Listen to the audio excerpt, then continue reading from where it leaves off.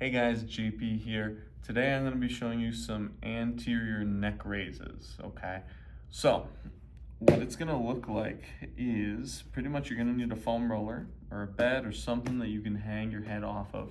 You're going to rotate and twist the head to one direction, and then what we're going to do is we're going to just pretty much stay in that twisted position, and all we're doing is we're just trying to come up and down, but we're gonna be laying down here, okay? So it's gonna look a little something like this. Okay, so you want the edge to be pretty much right between your shoulder blades there, okay?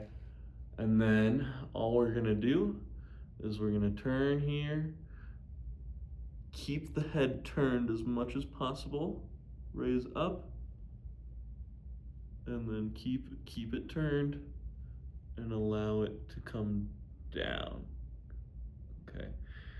And this downward portion of the exercise is really where I want you guys to focus more than anything, okay? Unless instructed otherwise by me. Other than that, that is how we do some anterior neck raises. Thanks for watching.